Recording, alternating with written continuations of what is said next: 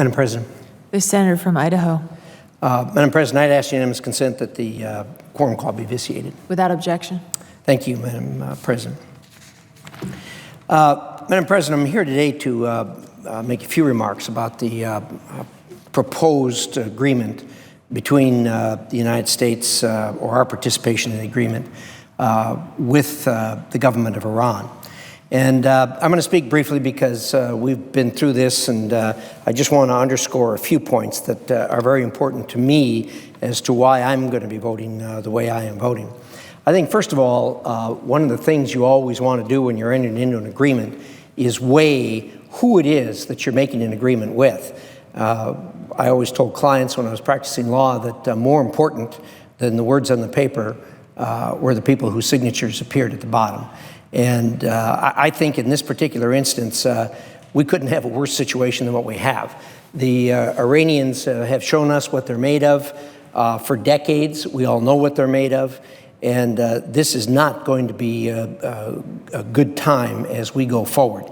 Generally, when people make an agreement, and people make agreements every day, they agree on an objective and then both cooperate as they move forward to that objective.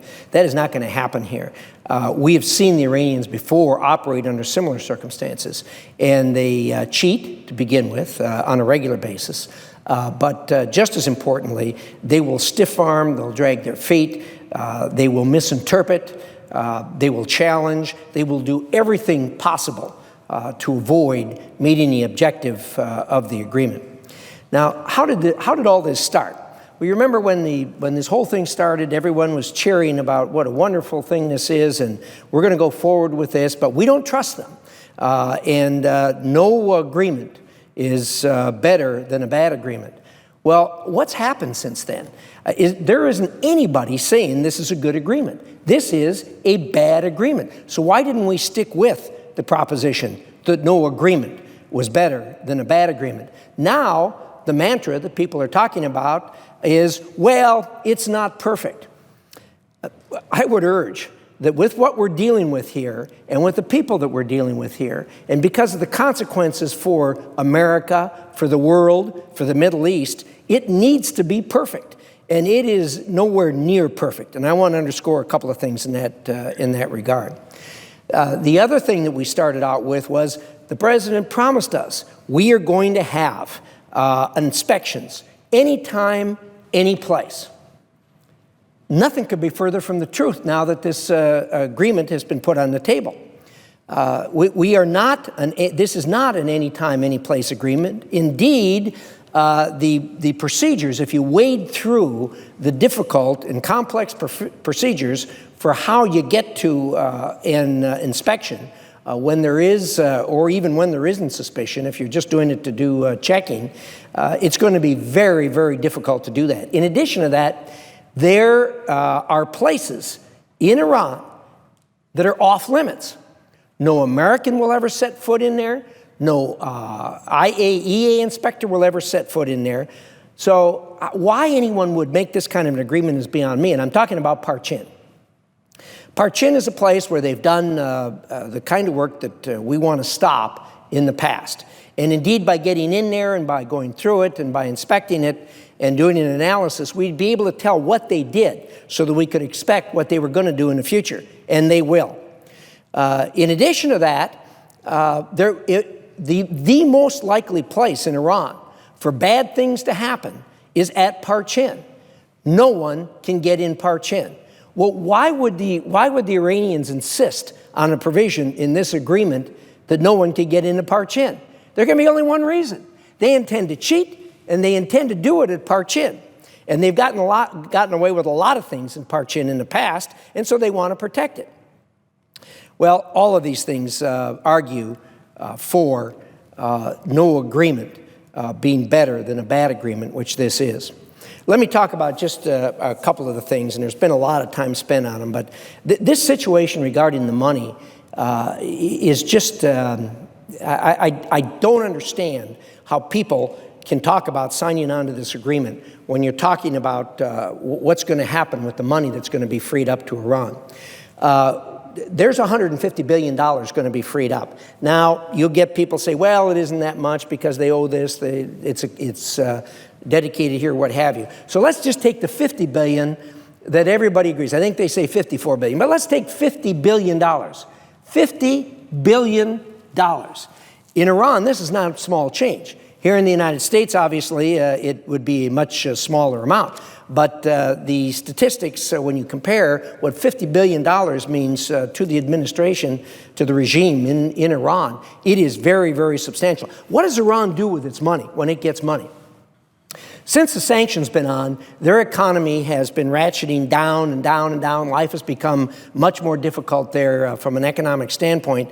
The government has very little money to operate. But every country has national priorities. Every single country on the face of this earth has national priorities. And the only way you can judge it is, how have they spent their money in the past? Well, during this period of time, while they were in very difficult financial straits, they had the ability to fund and to finance the worst enemies that America has, the worst enemies that the world has, terrorists. They have funded Hamas, they have funded the Houthi rebels, they have funded Hezbollah and others. Every problem that we have in the world with terrorism has Iran's fingerprints on it. And they have been able to fund that even when they were in difficult financial straits. What do you think is going to happen when they get this windfall of $50 billion? These organizations are going to become flush with cash. They're going to be able to do things that they haven't been able to do in the past. If you go to the hospitals here in America, where our veterans are lying with missing limbs, arms and legs, almost all of them were caused by a device that Iran either made or financed. That's where this money's going to go. How can you go to bed at night saying, well, yes, I agreed to this because, you know, it's going to be a wonderful thing for the world, when you have actually put money in the hands of these terrorists that are going to hurt America's best that we go out into the field? It boggles my mind. When you were sitting at a negotiating table, why didn't somebody say, hey, if we catch any of this money going for terrorists, all bets are off and we're going to pull back everything? And it isn't just the $50 billion. More importantly than that is Iran will now have a continuous cash flow because they're going to be able to sell their oil and they're going to be able to generate substantial amounts of money. So it isn't just the $50 billion. This money thing is a real problem, and it absolutely boggles my mind that I don't know how anybody who supports this is going to look these Americans in the eyes who are hurt by these devices that are made and that are financed by Iran. And it is going to go on, and it is going to continue, and this money is going to be used for that. That alone, to me, is sufficient reason not to vote for this. It should be sent back and say, look, we need a specific agreement that this money is going to be used for domestic purposes, for you to help the people of Iran, the people who want to do good things, and not send them off to foreign terrorists who are going to use that money to kill Americans and to kill other people. Well, let me talk for a second about the secret agreements that are incorporated into this. Who would sign a contract or an agreement where you incorporated two agreements made by two third parties that you don't know what's in them? You will never know what's in them unless things go south and go south badly, but you will have agreed to that. Whatever happens as a result of these secret agreements,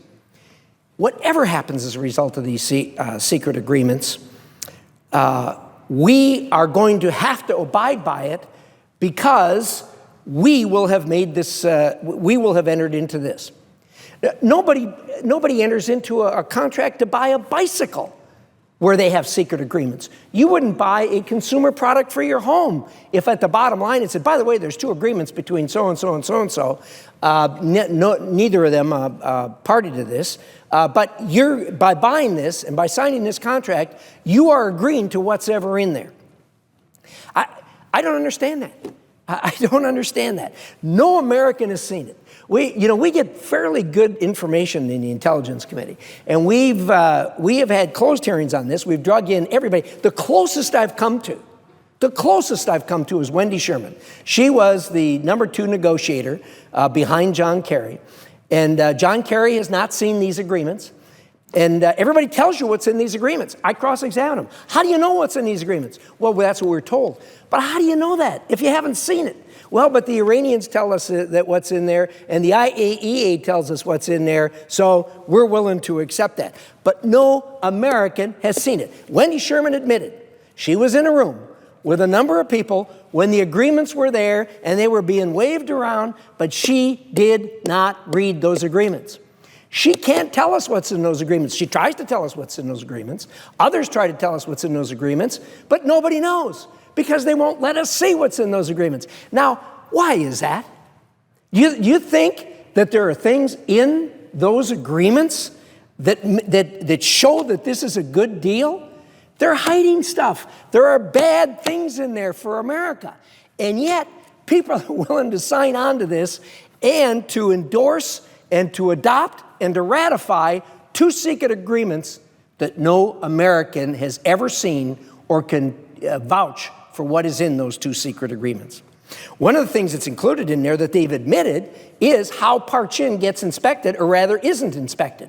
Now, if they're willing to admit that in those secret agreements is a provision that says Parchin will never be inspected, can you imagine what the rest of the matters are that are in those agreements?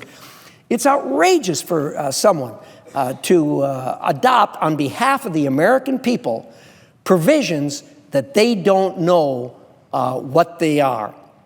Well, let me just say that I come back to where I started, and that is we need to have a full appreciation of who we're dealing with here. While this is going on, while the United States Senate is debating this, while the American Congress is debating this, the leaders of Iran proudly stand up and beat their chest and say, "We promise you that Israel will not exist in 25 years." Now, I don't believe much of what they say. But what I do believe is, because of the way they've acted, because of their history, that they will do everything they possibly can to make that promise come true. This is who we're dealing with. Our closest ally in the world, they are going to try to eliminate over the next 25 years. This is who we're dealing with. And we're willing to get in bed with these people and throw Israel under the bus? It is fantastic. It just does not make sense. But that's who we're dealing with. They are promising, while all this is going on, that they will see that Israel does not exist in 25 years. Well, it's been all over the media that the people who are supporting this are looking for a legacy. I promise you that the people who support this are going to get a legacy, but it's not going to be the legacy they want. And when this thing goes south, the media and every American is going to be looking for the people who did this, who supported it, and who ratified it through this Congress. Thank you, Mr. President. I yield the floor.